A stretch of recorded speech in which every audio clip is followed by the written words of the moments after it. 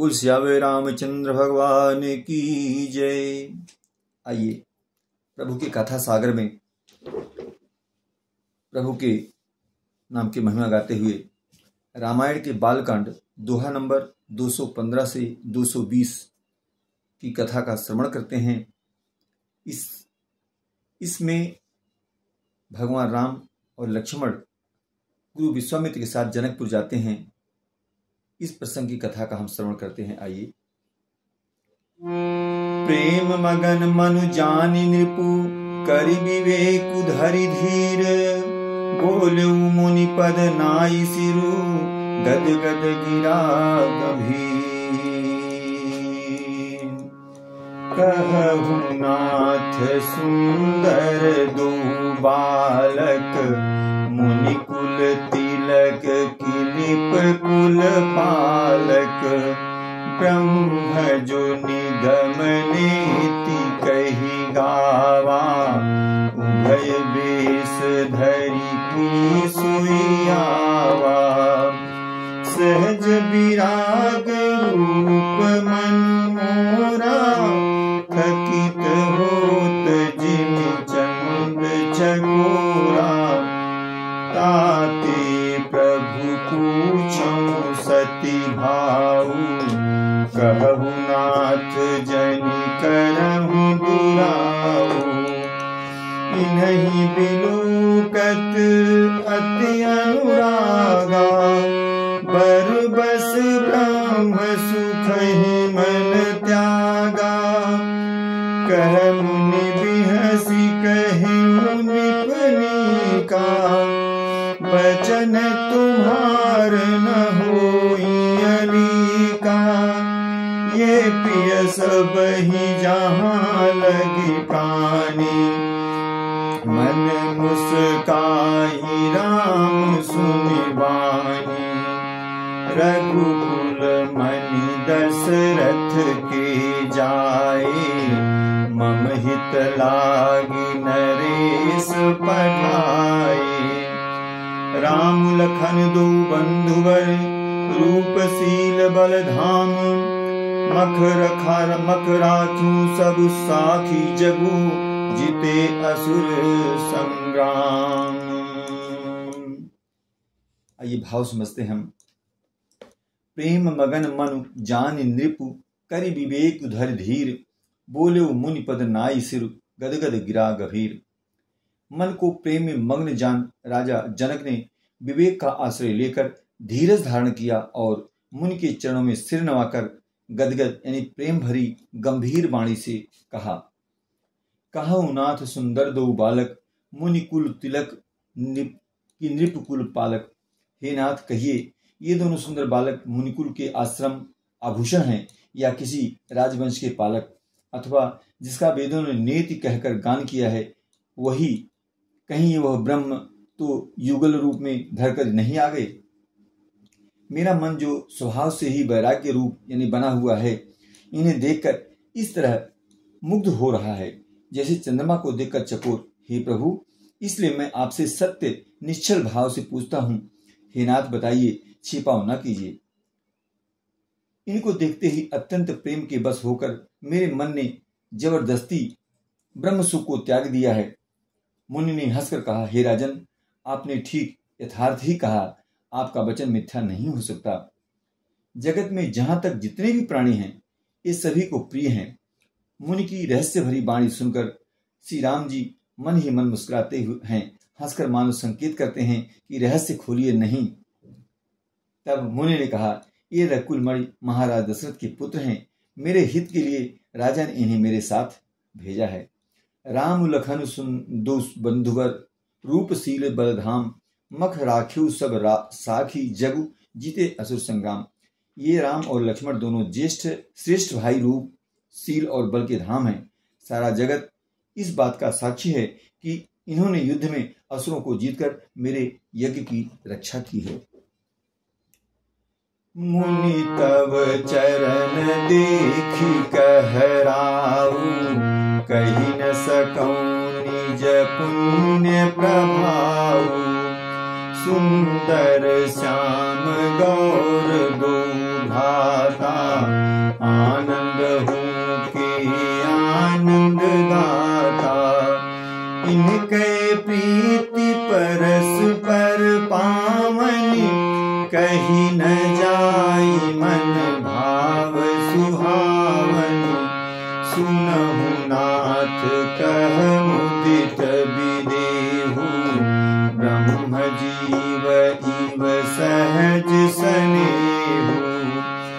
पुनि पुनि प्रभु ही चितव नर नाहु, पुलक गात हुर अधिक उछाहु। मुनि प्रशंसी नाई पद शीसु, चले उलवाई नगर अवनीसु।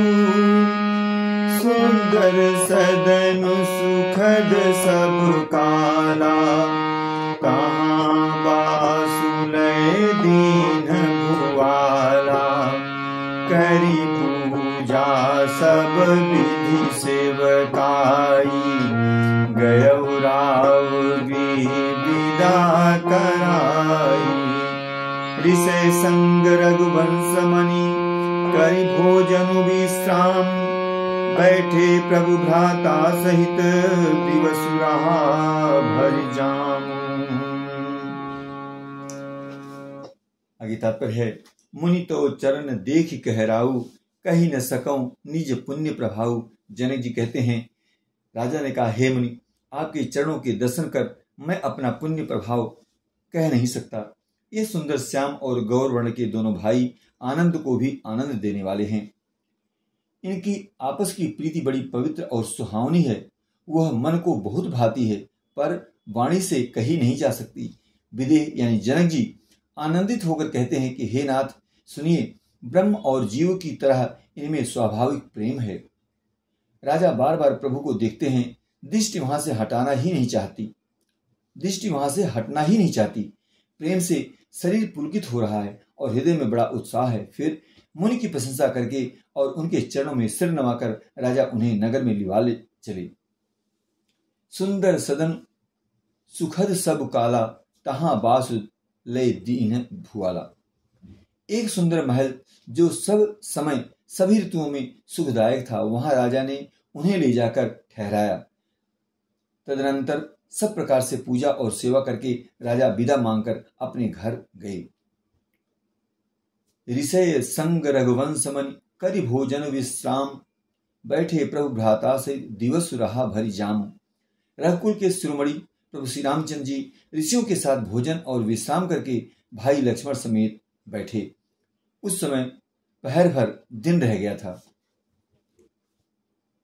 लखन हृदय लाल साबिसेखी, जाई जनकपुर आयई देखी। प्रभु भय बहुरी मुनि सकुचाही, प्रगट न कहहि मनहि मुस्काही। राम अनुज मन की गति जानी, भगत बछलताहि यहुल सानी। परम विनीत सकुचि मुसुकाई, बोले गुरु अनुशासन पाई। नाथ लखनपुर देखन चहई, प्रभु सकोच डर प्रगट न कहई। जो राउर आयस में पावो, नगर दिखाई तुरत लई आवो। सुन मुनि सुकह बचन सप्रीति, कस न राम तुम्हरा कहु नीति।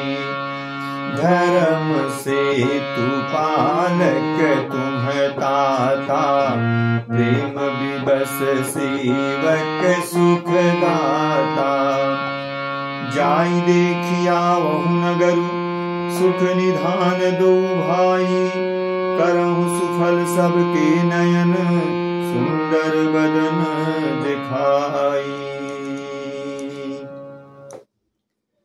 आगे कथा इस प्रकार से है। लखन हृदय लालसा बिसेखी, जाई जनकपुर आइए देखिए।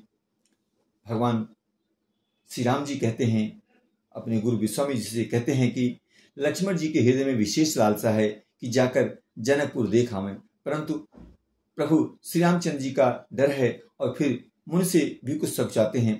इसलिए भगवान श्री राम खुद कहते हैं इसलिए प्रकट में कुछ नहीं कहते, मन ही मन मुस्कुरा रहे हैं। अंतर्यामी श्री रामचंद्र जी ने छोटे भाई के मन की दशा को जान ली। तब उनके हृदय में भक्त वत्सलता उमड़ आई।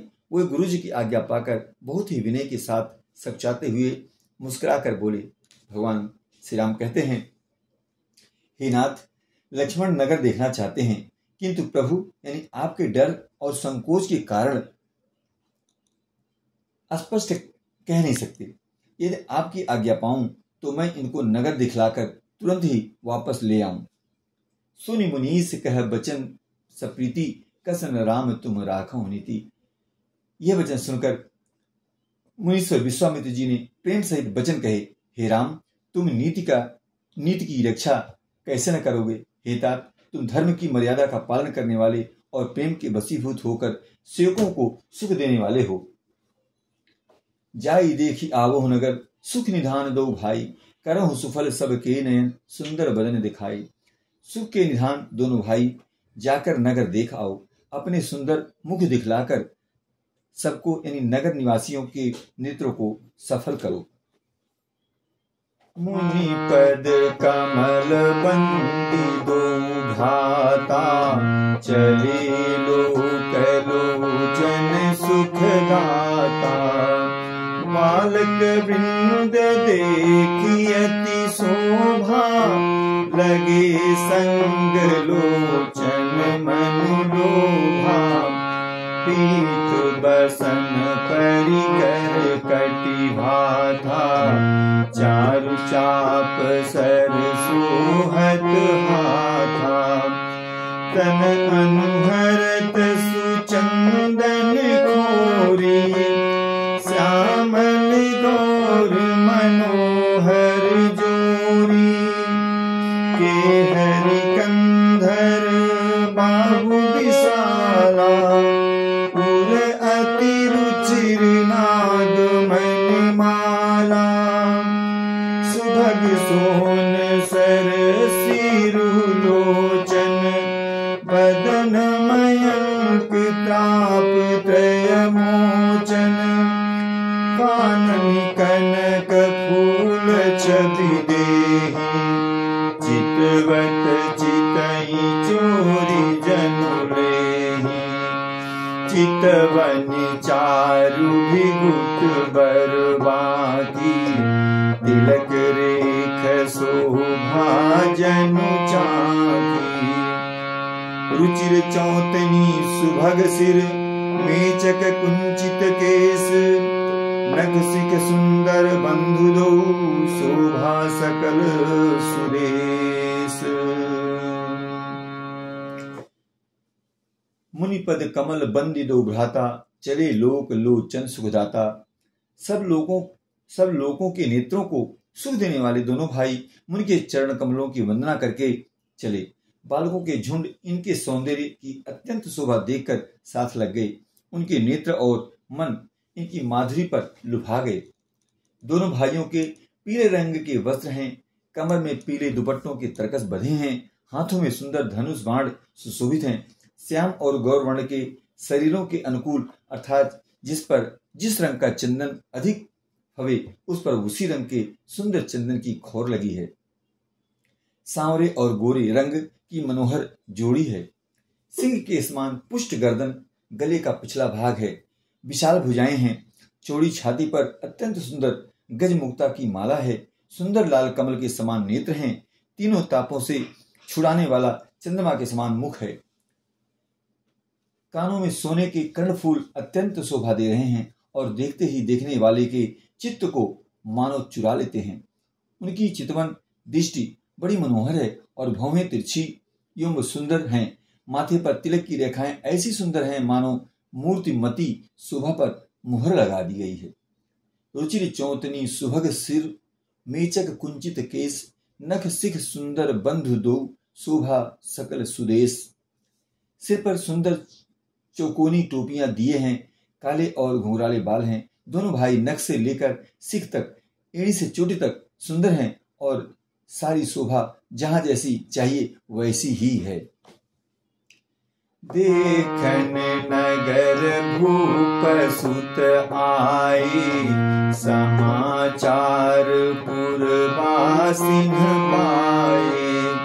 धाये धाम काम सब त्यागी, मनहु रंक निधि लूटन लागी। निरखि सहज सुंदर दो भाई, होहि सुखी लोचन फल पाई। जुगती भवन झरोखनि लागी, निरखहि राम रूप अनुरागी। कहि परस्पर बचन सप्रीति, सखी इन कोटि काम छवि जीती। सुर नर असुर नाग मुनि माही, शोभा असी कहूँ सुनियति नाही।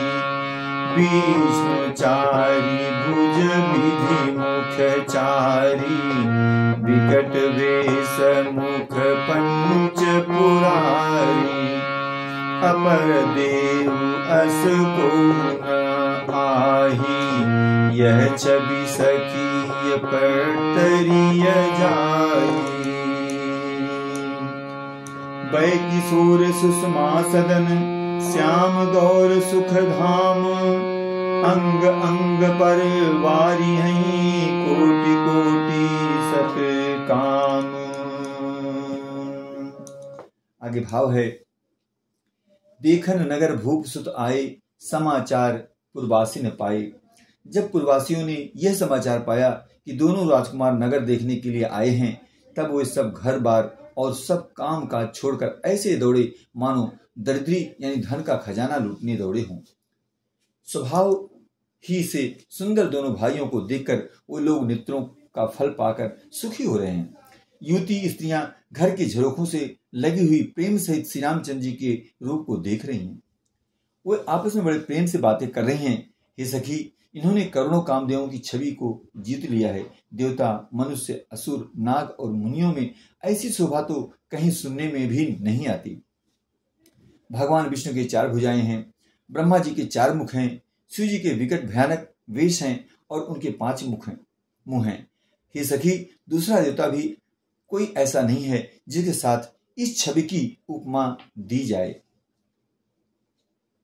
आगे शेष कथा हम अगले भाग में करेंगे। जब तक प्रभु के नाम का गुणगान करते हुए जय श्री राम।